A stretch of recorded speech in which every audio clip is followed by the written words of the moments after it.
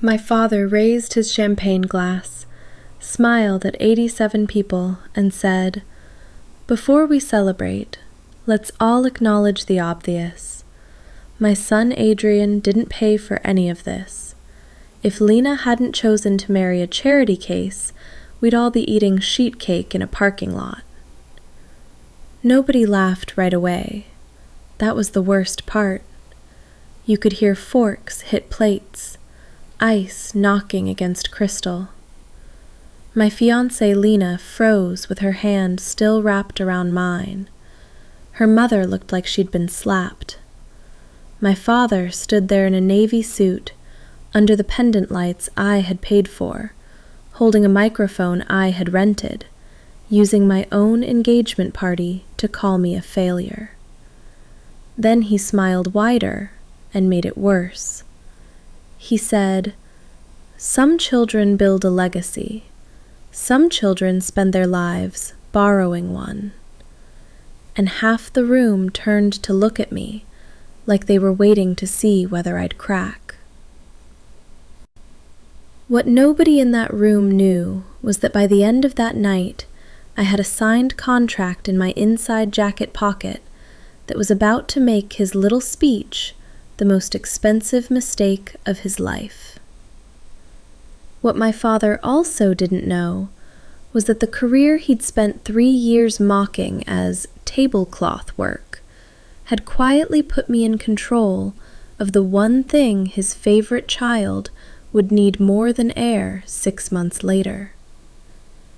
And what none of them knew, my sister Vanessa, my mother, my cousins, the church friends, the smug little circle that had nodded along while I stood there humiliated, was that in exactly 6 months, my father would be in my kitchen at 7:12 in the morning, both hands flat on my counter, voice shaking, begging me to cancel the venue. I wish I could tell you it ended there. It didn't. My father turned toward Lena's parents, Michael and Denise, both public school teachers who had driven in from Cedar Grove wearing their best clothes, and said, "Thank you for doing what Adrian never could. It takes a generous family to overlook a man's limitations." That got the laugh. Not a big one, not some drunken roar, just the soft, ugly kind. The kind people make when they don't want to be rude to the person with the microphone. My cousin Brent actually dropped his eyes into his drink to hide a smile. Aunt Paula did that pinched little mouth thing she always did when she was pretending something wasn't happening. Vanessa leaned back in her chair, crossed one stiletto over the other, and looked absolutely delighted. Lena's nails dug into my hand. I could feel her fighting tears, which somehow hurt worse than if she'd just cried. Because this wasn't a misunderstanding. It wasn't a clumsy joke. It wasn't one too many drinks. My father had planned this. He had waited until the room was full, until the champagne had hit, until the photos had started, until I had nowhere to go without making a scene, and then he took the best moment of my life and dragged my name through it in front of people who would repeat every word by morning. Then he lifted his glass toward my younger sister. "Vanessa," he said, "now there's a Mercer who knows how to choose. Smart, elegant, strategic. If anyone's carrying this family forward, it's her." At my engagement party, he used my engagement toast to praise the daughter he actually wanted. My mother didn't stop him. That landed harder than the joke. If I had exploded, they all would have been relieved. It would have fit the story they'd been telling about me for years. But I didn't give them that. I just stared at him, counted to 3, and realized he still had no idea what I'd already put in motion. In my family, I had been the failure for so long that people said it like it was a medical fact. At 17, when Vanessa backed my mother's Mercedes into a stone pillar while texting, I got blamed because I was supposed to be watching her. At 19, when my father moved money out of the account my grandmother had set aside for my last 2 years of college, he told everyone I'd lost direction and needed to learn responsibility. At 24, when I left his construction company after he tried to pin a permitting disaster on me, the official family version was that I couldn't handle pressure. That version became permanent. I was the son who had potential once, the son who never quite settled, the son who worked in events, which my father said the way some men say street magic or essential oils. Never mind that I wasn't some part-time bartender clipping fairy lights. Never mind that I'd spent the last 3 years doing operations and turnaround work for private event properties that rich people used to perform happiness in front of other rich people.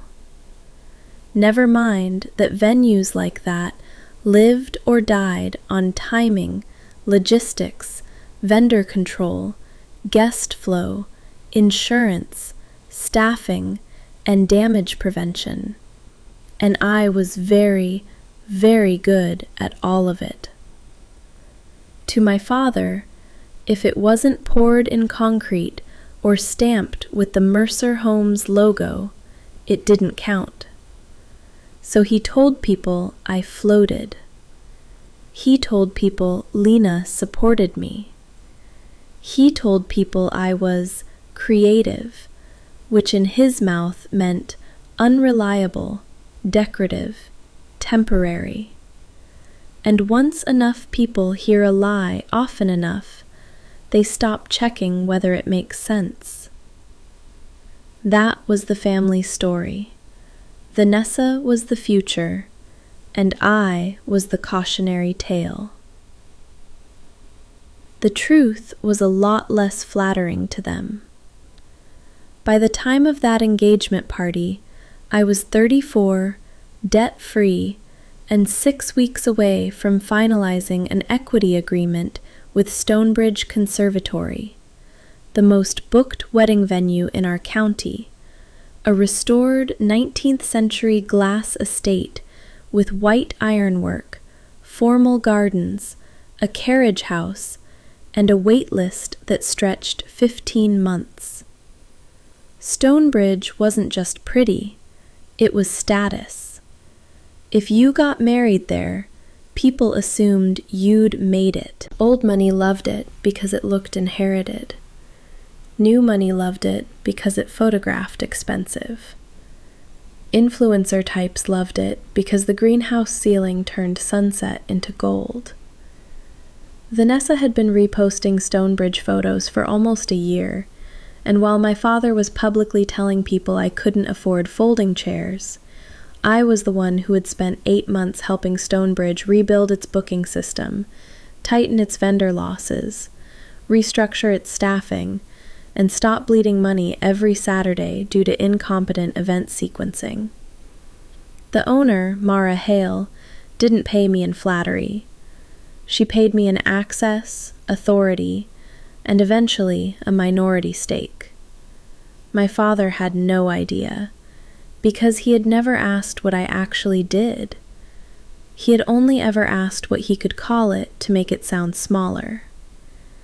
And that night, while he was toasting himself with champagne he hadn't paid for, I already had my wedding date held at Stonebridge. October 18th. Non-refundable deposit, $42,000. Paid in full from my account at 2:13 p.m. that same afternoon. I was going to surprise Lena with the contract after dessert. Instead, I sat there while my father turned the room against me.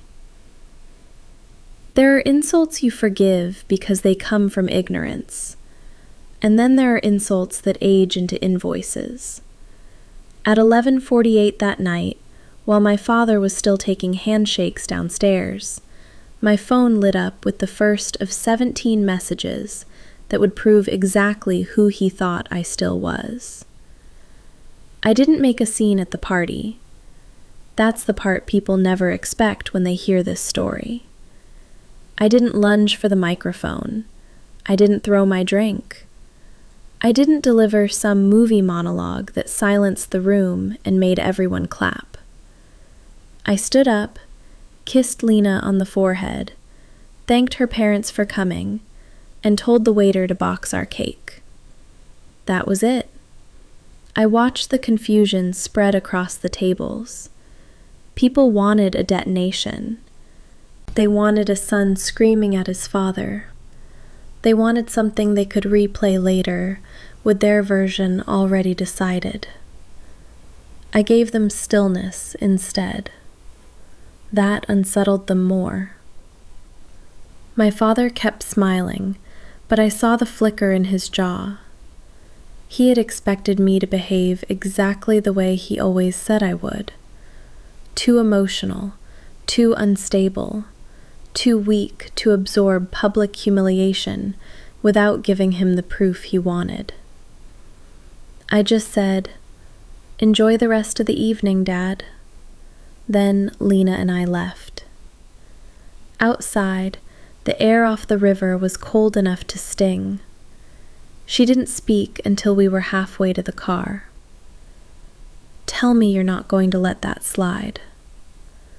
I reached into my jacket, pulled out the Stonebridge contract, and handed it to her beneath the street lamp. She looked down at the embossed letterhead, the date, the deposit receipt clipped to the back, and then back up at me. "You booked it?" "I booked it." Her eyes filled immediately, but this time for a different reason. "Adrian, I was going to surprise you after dessert." She laughed once through the tears. "Your timing is terrible." "I know." Then I looked back at the restaurant windows glowing above us and said the truest thing I had said all year. He thinks I still need his permission to build a life.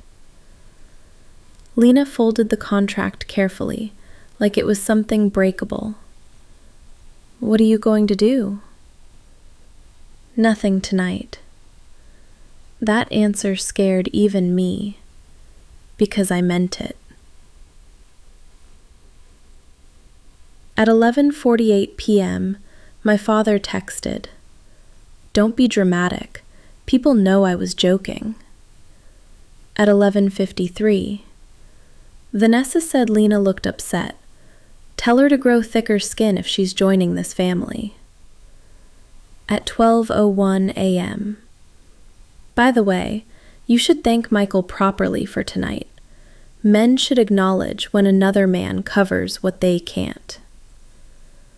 At 12:06, my sister texted separately, "Honestly, if a toast can ruin your night, maybe marriage isn't for you." At 12:09, Aunt Paula sent, "Your father's delivery was off, but his concerns come from love." At 12:14, Brent sent a laughing emoji and wrote, "Parking lot cake would have been cheaper, though." I took screenshots of all of it, not because I had a plan yet, because something in me had finally stopped hoping they were better than this. By the next morning, my father had already started making calls. I know because one of those calls reached the exact wrong person, and from that moment on, the problem wasn't just what he'd said, it was what he was about to need from me. Here's what my father believed about power. If he said something confidently enough, it became true. He had lived on that principle for 30 years. He built Mercer homes by being louder than hesitation. He bullied inspectors, charmed lenders, terrified junior staff, and trained half the family to confuse dominance with competence.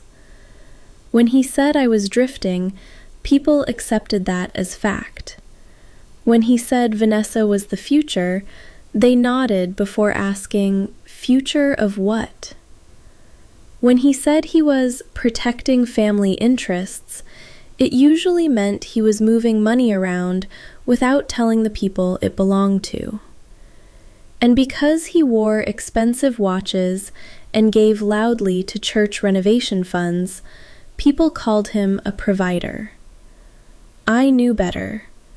I knew about the second mortgage on the lake house that my mother thought had been paid off.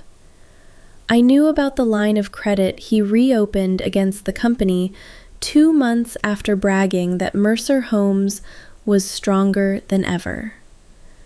I knew Vanessa's boutique had burned through $118,400 in 18 months, while my father kept telling relatives she was building a brand. I knew my engagement party humiliation wasn't random. My father hated one thing more than disobedience. He hated independent proof. He could tolerate me being mediocre. That kept his story intact. What he couldn't tolerate was me being undeniable. 3 days after the engagement party, Stonebridge held a spring vendor showcase. Mara asked if I could be there early to help rework the loading pattern for florists using the West Gate. I got there at 7:05 a.m., coffee in hand, binder under my arm, not in some glamorous tuxedo, but in a charcoal quarter zip and work boots, because that's what real venue work looked like. At 7:19, Mara walked into the carriage house office and tossed her phone onto my desk. Your father called. I looked at the screen. Unknown number. Voicemail icon. 47 seconds. He was looking for our owner relations manager, she said. Said he needed to verify whether his son had made a booking using outside funds. I stared at her. He what? He introduced himself as Richard Mercer, said there was concern on the bride's side about financial instability. She lifted one shoulder. I didn't return it. Then he emailed info@stonebridgeconservatory.com from a company account, asking for confirmation that your October date was still pending proof of payment. My whole body went cold in a way anger almost never manages. Anger burns. This was different. This felt like ice under the ribs. He wasn't done humiliating me publicly. He was trying to damage my booking behind my back. Mara slid a printed copy of the email across my desk. There it was, my father's signature block. Mercer Homes logo, direct line.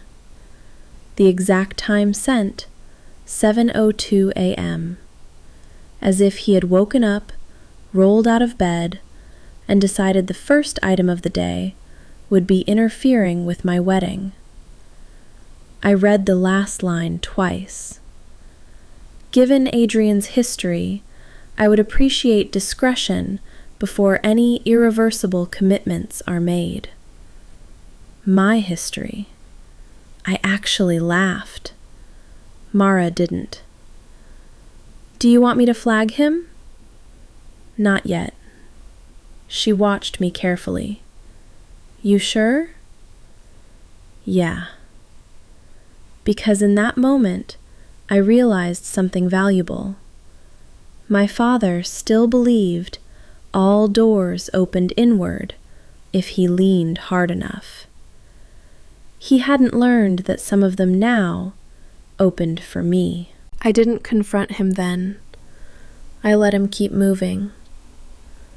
Sometimes the fastest way to expose a person is to leave them alone long enough to keep proving who they are.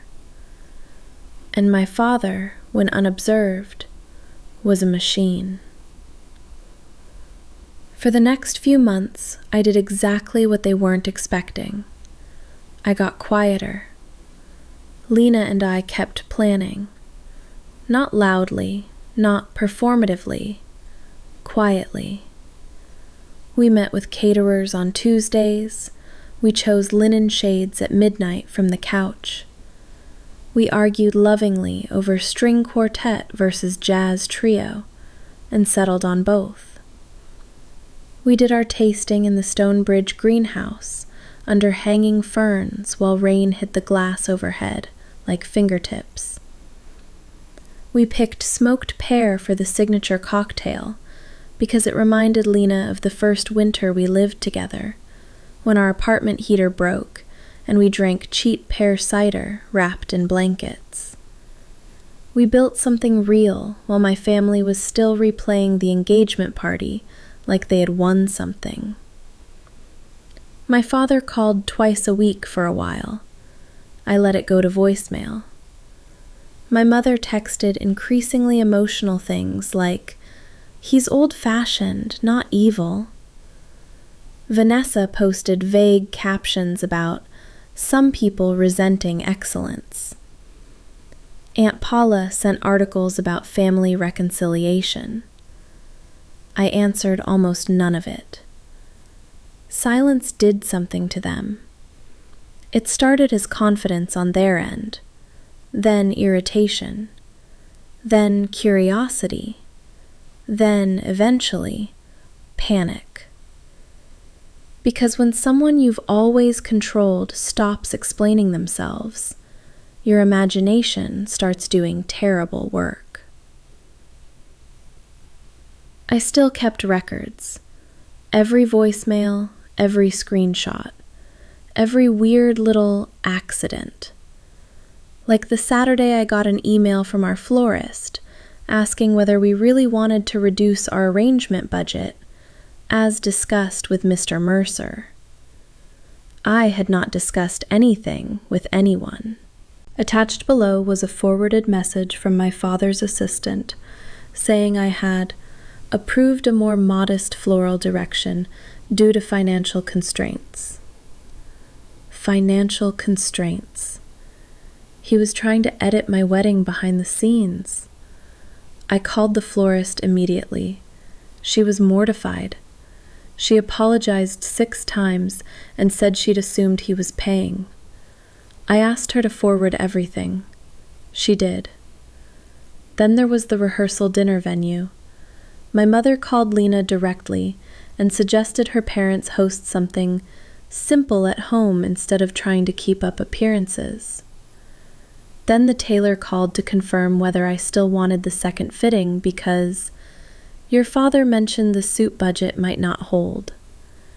Then the hotel coordinator for our guest block emailed me a note marked urgent because someone identifying himself as a family representative had asked whether we could release 10 rooms without penalty.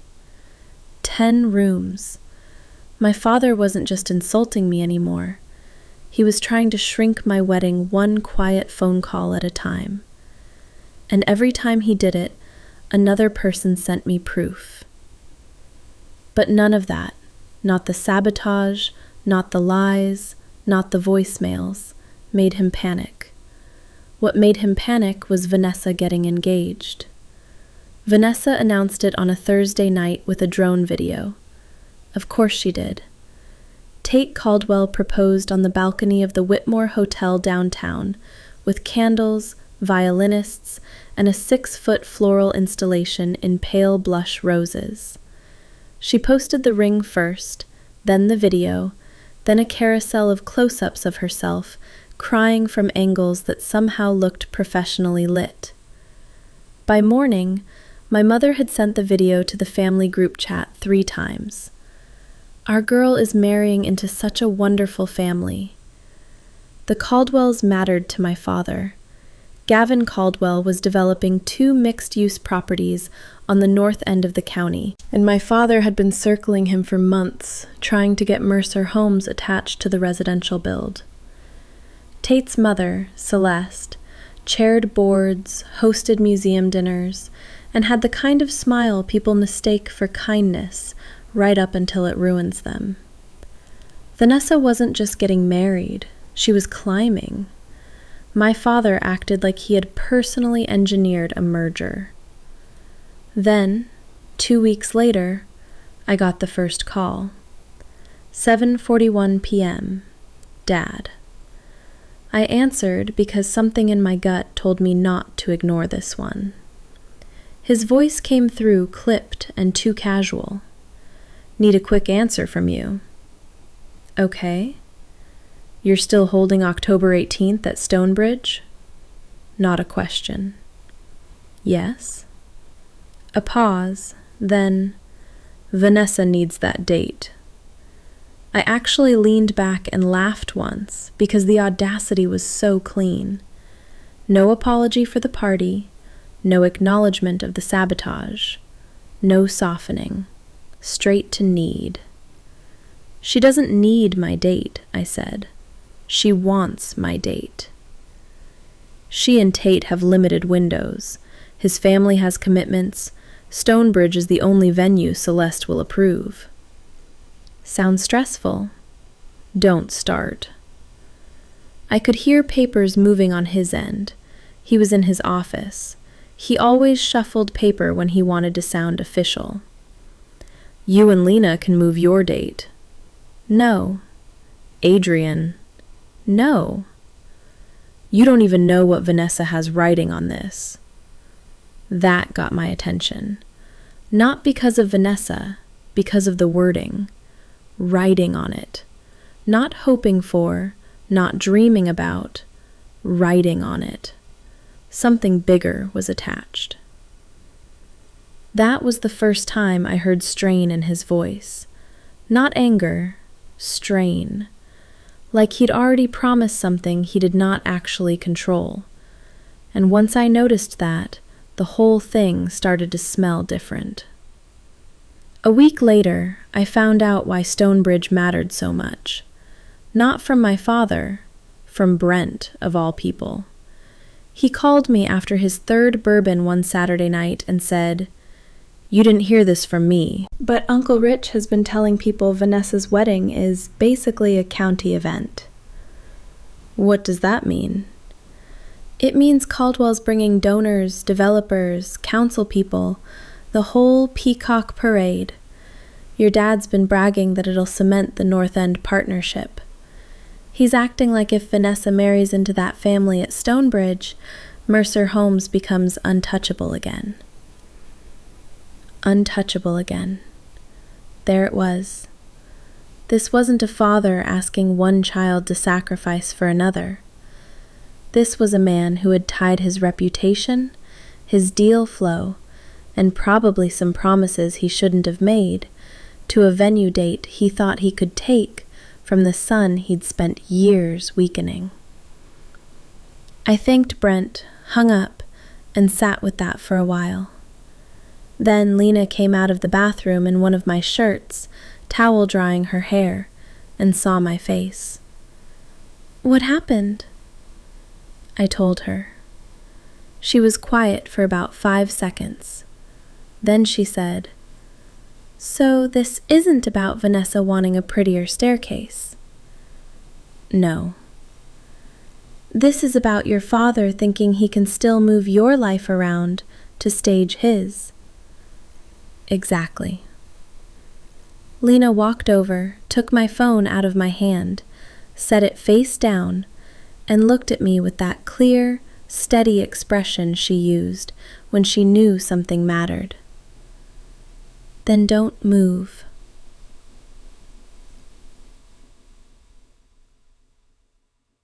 The next 48 hours were ridiculous. Vanessa called first. She didn't ask how I was, didn't mention the engagement party, didn't even try warmth.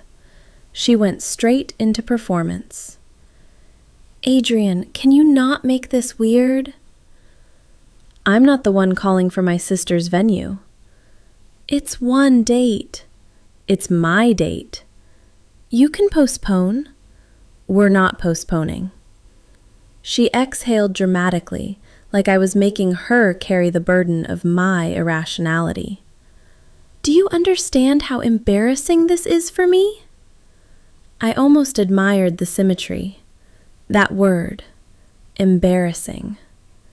The woman who had smiled while our father humiliated me in public was now upset because my refusal to surrender something I paid for might embarrass her. Honestly, she said, you and Lena were always going to do something understated. I said nothing. She kept going because silence makes selfish people panic talk. Stonebridge doesn't even fit your vibe.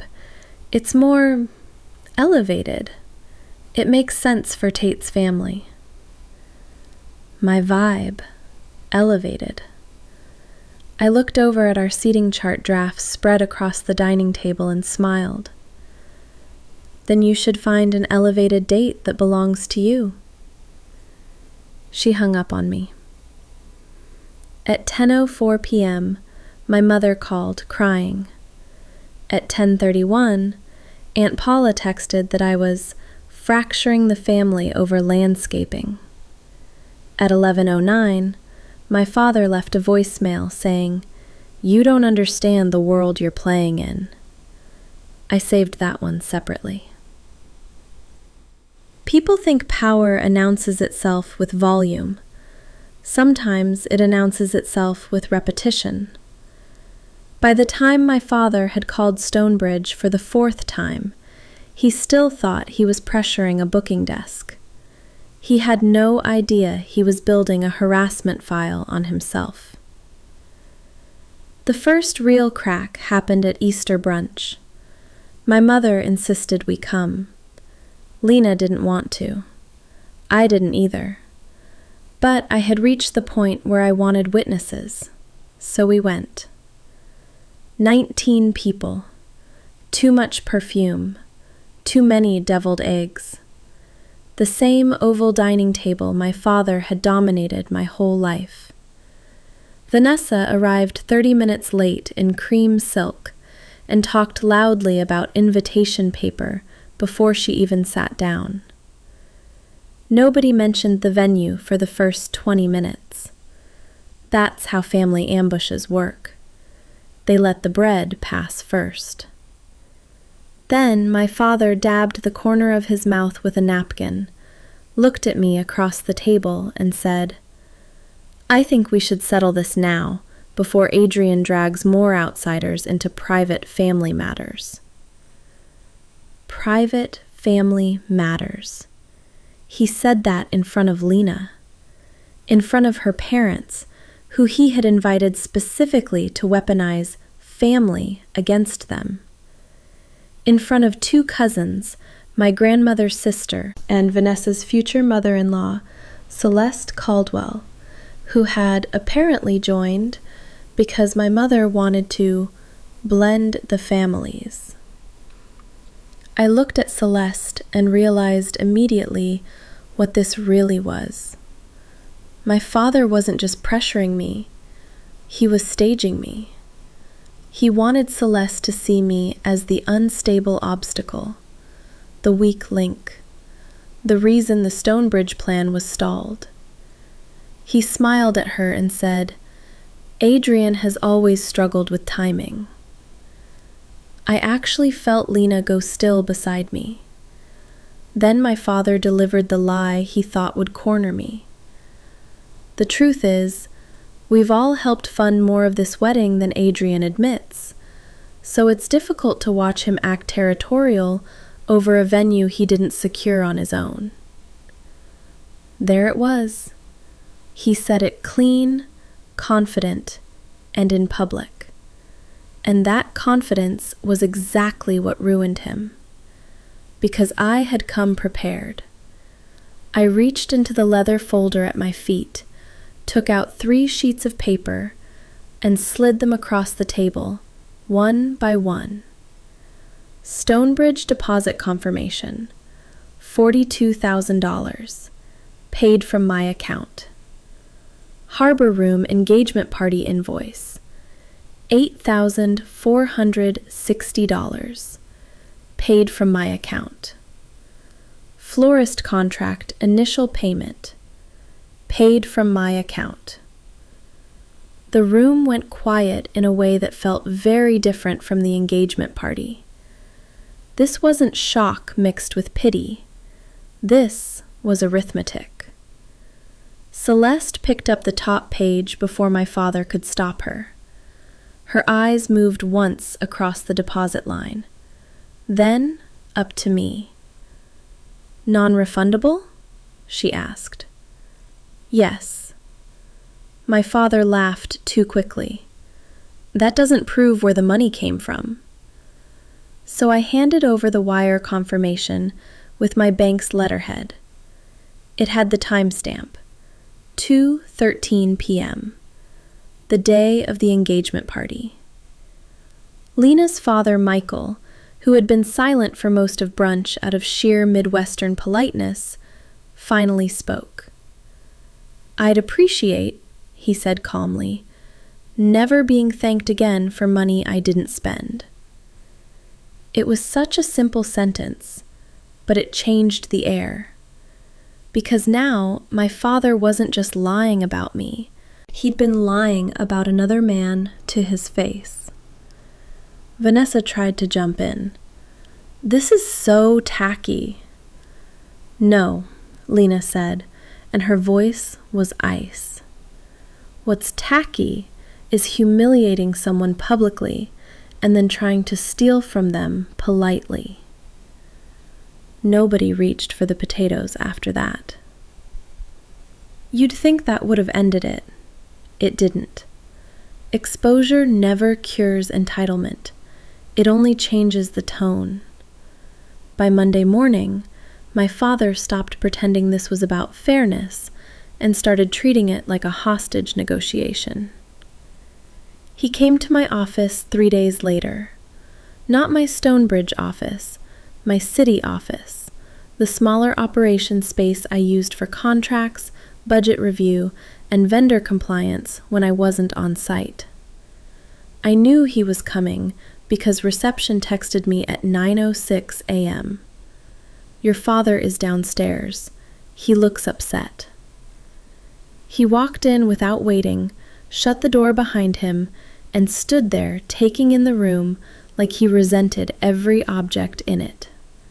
Framed event schematics, site maps, a wall calendar dense with bookings, 3 monitors, clean desk. Not glamorous, just competent. He hated competence when it belonged to me. He didn't sit. "I offered you a graceful way to handle this." I didn't answer. He took that as permission. "You are making me look weak to people who matter." There it was again. Not Vanessa, not family, him. "I'm not making you look anything," I said. "I'm keeping my wedding date." He stepped closer. "You're being childish." "No, childish was using my engagement toast to insult me because you couldn't stand me having one good night." His face changed then, just slightly. That line landed. But men like my father don't retreat when hit. They recalculate. "You think this venue makes you equal to me?" I almost smiled. "It's interesting you think equality is the thing we're talking about." He put both hands on the back of the chair across from my desk and leaned in. "Cancel the date. I'll reimburse the deposit." "No." "I'll double it." "No." "Name a number." That was the moment I knew he was in deeper than he'd admit, because my father never paid full price for anything he thought he could intimidate out of someone cheaper. He was offering money because some other form of leverage had failed. I folded my hands and looked at him. You can't buy back a date you already taught me to protect. His jaw flexed. Then he said something he regretted immediately. Be careful how hard you push. There are signatures on old documents you wouldn't want reopened. There it was, the threat. Not specific, not clean. Just enough to remind me of the years when he thought fear was a family value. I leaned back. Say that again? He knew he shouldn't. I saw it in his eyes. Instead, he straightened, pointed at me like I was still 19, and said, You've always been vindictive. Then he left. As soon as the door shut, I wrote down the exact wording from memory. 11:17 a.m. There are people who survive their families by forgetting. I survived mine by keeping records. That afternoon, I opened a file I hadn't touched in 2 years. Inside were scanned copies of the documents my father thought I didn't fully understand back when I was 24 and terrified of disappointing him. The personal guarantee he pushed in front of me during the Mercer Homes permit mess, the temporary transfer ledger from my college account, the internal memo blaming me for a vendor overage Vanessa had actually approved, the email where he instructed accounting to reclassify one of my reimbursements as a family advance. It wasn't enough to destroy him, but it was enough to expose a pattern. He rewrote reality on paper, then demanded gratitude from the people he stole it from. And suddenly, his line about signatures sounded less like a threat and more like panic. Because if those old documents ever got read in order by adults who weren't invested in the family myth, they told a story very different from the one he'd spent years selling. I still didn't fire first. But from that point on, I stopped treating this as family drama. It was a live negotiation with a man whose only real talent was assuming everyone else would hesitate longer than he did. Vanessa escalated next. She sent Lena a 14-paragraph message at 12:42 a.m. Not me, Lena. That told me everything, because bullies go where they think the emotional weak point is. In the message, Vanessa called the venue symbolically more important to her because she had always envisioned a wedding that reflected the Mercer standard. She said Lena, as a counselor, should understand the importance of de-escalating male sibling rivalry.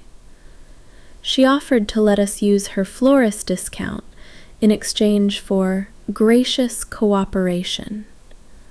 Then she ended with, if you really loved Adrian, you'd stop feeding the part of him that wants to win against family. Lena handed me the phone the next morning while she buttered toast. I read it once and felt this slow, almost amused disbelief wash over me. She thinks you're the reason I'm saying no. Lena took a bite, chewed, swallowed, and said, That's because people like Vanessa can't imagine you'd choose yourself without a woman coaching you. Then she took the phone back and replied with a single sentence. If I didn't love him, I would have left him to you people. Vanessa never wrote her again. 2 Fridays later, Stonebridge hosted a private menu preview for fall couples. It wasn't public, but it wasn't hidden either. Couples came in by appointment, tried seasonal dishes, walked the grounds, met with planners, and posted tasteful little stories tagging the venue. Vanessa and Tate showed up anyway. No appointment, no booking, just entitlement in formal wear. I saw them from the East Terrace as I was reviewing tenting measurements with our rental coordinator. Vanessa was in pale blue, hair blown out, hand placed conspicuously against Tate's chest so the ring would show in every angle. Tate looked expensive and slightly confused, like a man who had always assumed doors would open because other people were embarrassed not to open them. They were halfway through taking photos by the fountain when Mara radioed me. "Do you want this?" I looked over again. My father was climbing out of a black Mercedes by the gate. "Yeah," I said, "I want this." I walked down the gravel path slow enough that they saw me before I got there. Vanessa's smile broke first. Not disappeared. Broke. Like a dropped thing. Because until that second, she had still been operating under the belief that I was just a client with a stubborn streak. Then one of the venue associates hurried past her, carrying swatches, and said, "Adrian, Mara wants your sign-off on the October rain plan." Adrian, not sir, not mister, not "can I help you?" Just Adrian. The kind of familiarity that tells you exactly who belongs. My father saw it too. His whole body changed. He looked from me to the staff, to the clipboard in my hand, to the radio on my belt, to the keys clipped at my side, and I watched the truth begin to assemble behind his eyes, in pieces he hated. "You work here?" Tate asked. Before I could answer, Mara came down the steps from the greenhouse, smiling in that cool, professional way she had when she sensed a scene and intended to win it. "Not exactly," she said. "Adrian is part of our leadership team." Vanessa went pale. My father said, "What does that mean?" Mara folded her hands. "It means any booking questions regarding October 18th should go through him." That was it. No speech, no fireworks, just one clean sentence. And the look on my father's face in that moment was better than any fantasy of yelling at him ever could have been. Because this wasn't public humiliation manufactured by power. This was reality walking into him all at once. My sister recovered first, which is probably why she remained the family favorite for so long. She had no shame threshold, and what she said next made the whole thing even uglier. Vanessa laughed. Actually laughed.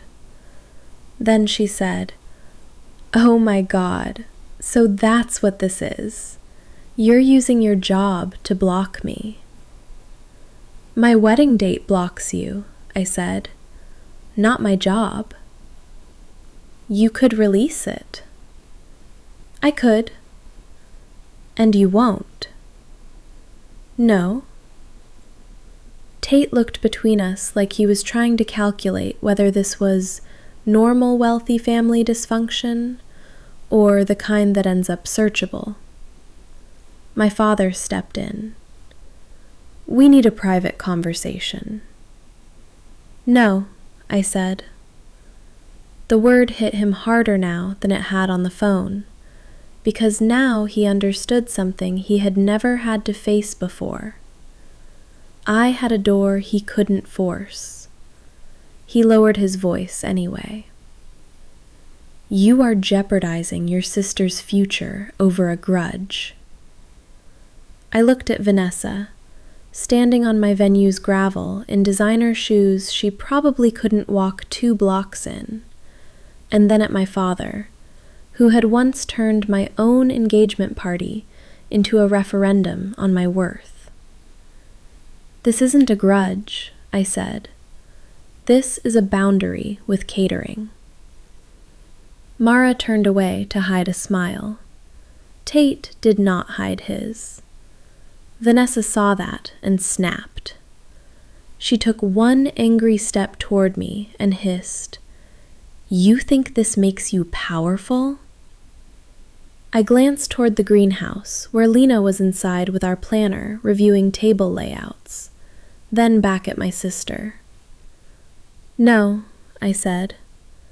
"You thinking you could take it still makes you careless."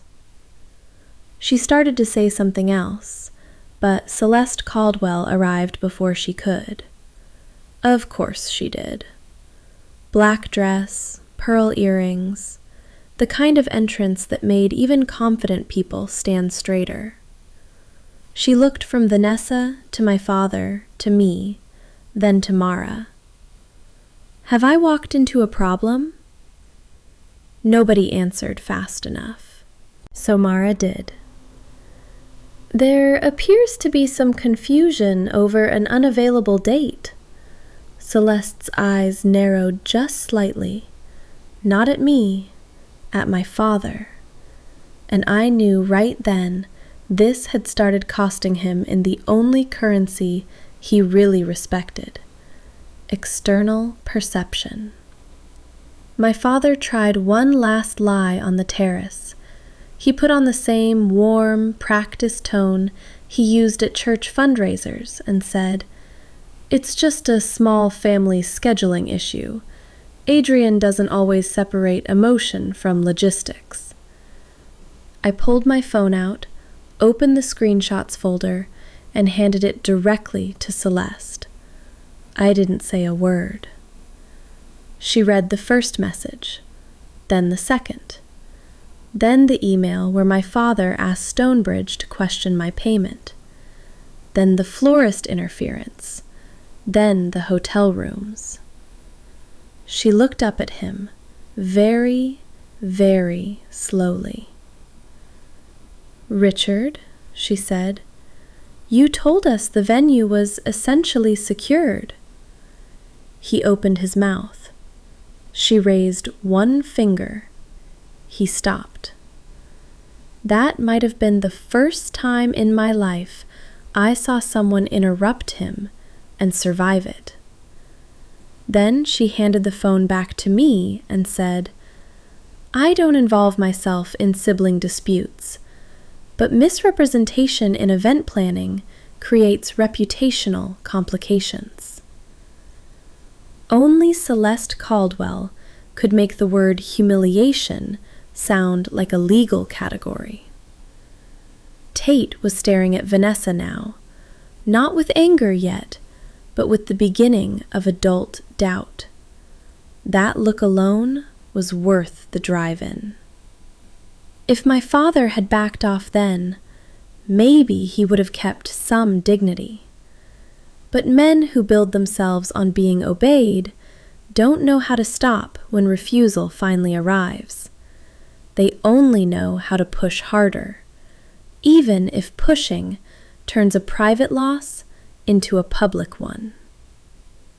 3 days later, he came to my condo at 7:12 in the morning, exactly like I told you.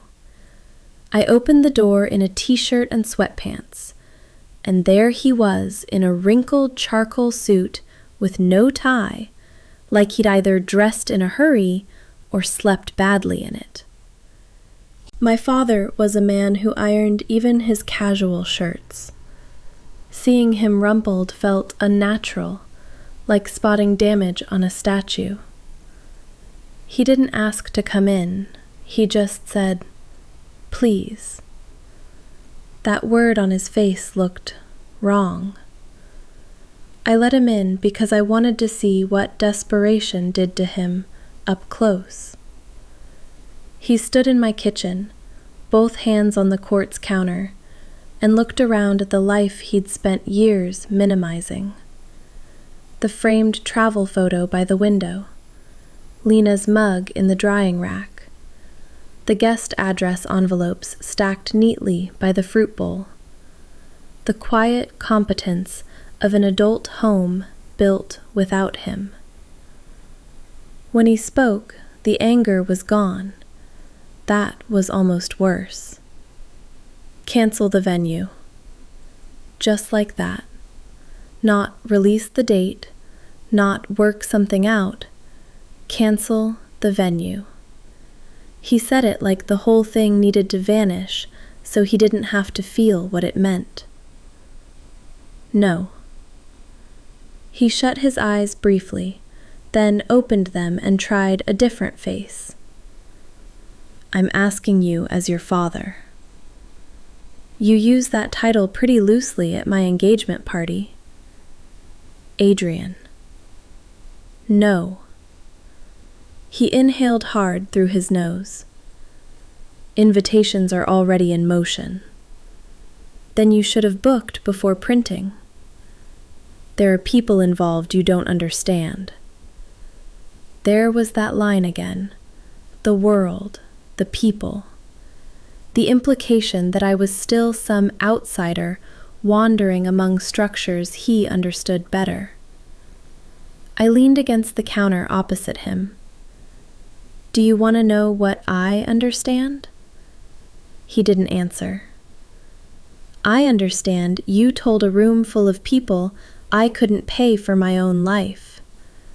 I understand you called my vendors, my venue, my florist, my hotel, and tried to edit my wedding because it offended you that I built one without you. I understand you promised my date away because you genuinely thought I'd hand it over when you snapped your fingers.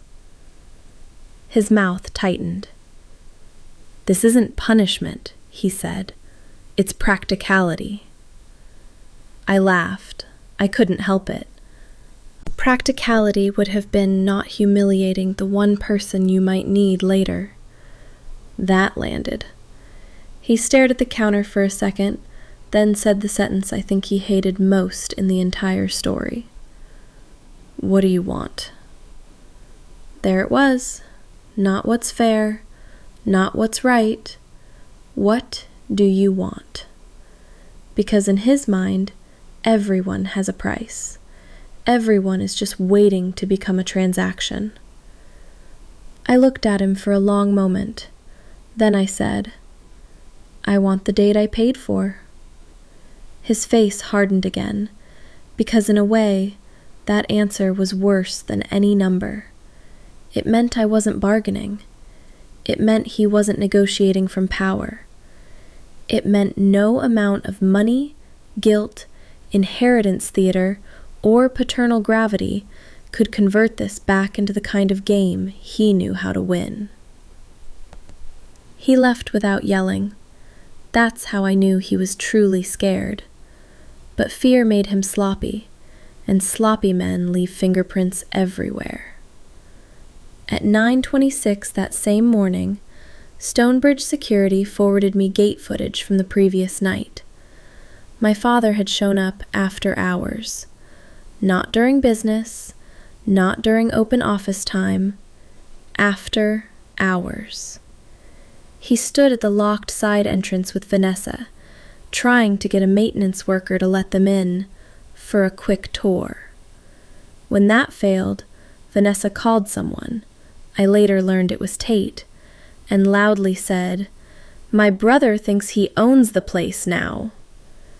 The maintenance worker, a 70-year-old retired machinist named Joel, who had zero interest in family theatrics, pointed at the posted hours and walked away. My father looked straight at the camera before leaving. It was the kind of look people give machines when they forget machines remember. Mara sent me the clip with one line. "We can issue a trespass notice whenever you're ready." I watched that video twice. Then I opened the voicemail my father had left at 11:09 p.m. the week before and transcribed it into the harassment file. Then the florist messages. Then the hotel release request. Then the false funding claims. 17 calls, 9 emails, 3 documented vendor interferences, 1 direct threat involving signatures on old documents, gate footage, witnesses, a perfect little bundle of proof. And still I waited, because I wasn't interested in hurting him privately anymore. I wanted him fully seen. That chance came faster than I expected. Celeste Caldwell requested a clarifying meeting. Those were the exact words in the email. Not from Vanessa, not from Tate, from Celeste. Requested at Stonebridge, with Mara present, and, crucially, with Gavin Caldwell copying my father. The meeting was set for Tuesday at 4 p.m. in the conservatory library, which sounds cozy until you've watched 4 reputations unravel in it under antique brass light. I got there early. Mara was already setting out water. She glanced at me and said, "How direct are we being?" "Only as direct as the documents." She nodded. At 4:01, Celeste entered first, perfectly composed. Gavin followed, broad and quiet, with the expression of a man who hated wasted time more than conflict. Tate came in looking tense. Vanessa arrived in white, like she was attending her own exoneration. My father came last. He wouldn't meet my eyes. That alone felt historic. We sat. Celeste began. "I dislike confusion," she said, "and I dislike finding out in stages that arrangements presented as secure were neither secure nor appropriate." She looked at my father. "Richard, did you or did you not indicate that Stonebridge was available for Vanessa's wedding?" He tried to pivot immediately. There was every reason to believe Adrian would cooperate once emotions cooled. Cooperate. Not agree, not discuss. Cooperate. Like I was a delayed employee. Celeste turned to me. "And you will not release the date?" "No." "Why?" I could have said, because it's mine. I could have said, because I paid for it. I could have said, because boundaries matter. Instead, I told the truth in the simplest form available. Because he humiliated me publicly, lied about me privately, interfered with my vendors, and promised away something that belongs to me because he assumed I'd be too conditioned to stop him. Silence. Then Vanessa scoffed. "This is so dramatic." Mara opened the file. "Would you like the timeline?" she asked. That's when it changed from a family story into evidence. She walked them through it cleanly. The funding verification email from my father, the florist interference, the hotel room release attempt, the after-hours access attempt on camera, the repeated contact with staff after being told the date was unavailable. Then she set down the printed transcript of my father's voicemail, the one about signatures. Gavin picked it up, read it, set it back down, and looked directly at my father in a way that made the room feel 10 degrees colder. "Did you threaten your son over a wedding venue?" My father gave the ugliest answer dishonest people give. "That's not what I meant." Which means yes, but I object to being understood. Celeste looked at Vanessa. "You told us your brother was being petty." Vanessa flushed. "He is being petty." "No, Celeste said quietly. He is being documented. I will be honest with you. I still think about that sentence. He is being documented. Not emotional, not unstable, not bitter, not difficult. Documented. One word and years of family mythology lost oxygen. My father still had one move left. He tried to use love. Men like him only pull that card when fear has already eaten everything else. He waited until the meeting ended. Celeste and Gavin stepped out with Tate. Vanessa followed, furious and glassy-eyed. Mara stayed long enough to gather the papers, squeeze my shoulder once, and leave us alone. Then it was just me and my father in the conservatory library. Sunlight filtered through the old glass overhead in long, pale strips. Outside, staff were setting up cafe lights for a rehearsal dinner. I could hear ladders clicking, distant laughter, the small, efficient music of people preparing a celebration. My father stood near the table and looked suddenly older than I had ever seen him. Not weak exactly, just used up. Do you enjoy this? He asked. It was such a strange question that I didn't answer immediately. He took that as invitation. Watching your family fall apart, watching your sister humiliated, watching me stand there while strangers judge us. There are moments when the cruelty in a question is so disguised by self-pity, it almost slips by. Almost. Then you hear the structure of it. He still wasn't asking what he had done. He was asking whether I enjoyed the consequences of his own actions. I didn't invite them to my engagement party to watch you call me a failure, I said. His eyes shifted. People say things. You didn't say a thing. You built a campaign. He inhaled sharply through his nose again. Then, to my absolute disbelief, he said, I was trying to motivate you. I laughed right in his face. Actually laughed. Because what else do you do when the man who publicly degraded you, sabotaged your wedding, and threatened old paperwork decides the narrative is fatherly encouragement? You thought humiliation would motivate me? You were drifting.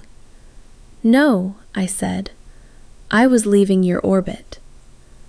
That line hit him so hard he actually sat down. For the first time in my life, I watched my father sit because of something I said. Then he looked around the library, at the books, the old wood, the polished brass, and he said quietly, You really built something here. Not an apology, not even close, but maybe the closest he could come to acknowledging I existed outside his version of me. I should tell you I felt triumph. Mostly, I felt tired, because recognition from people like that always arrives too late, and only when it costs them not to give it. I walked to the credenza at the back of the room, picked up the small tablet we used for AV control, and tapped twice. The library screen came alive, not with a slideshow, with video. The engagement party. Someone, later I found out it was Brent's girlfriend, had recorded my father's toast from 2 tables back. There he was on screen, smiling, glass up, voice clear. My son Adrian didn't pay for any of this. If Lena hadn't chosen to marry a charity,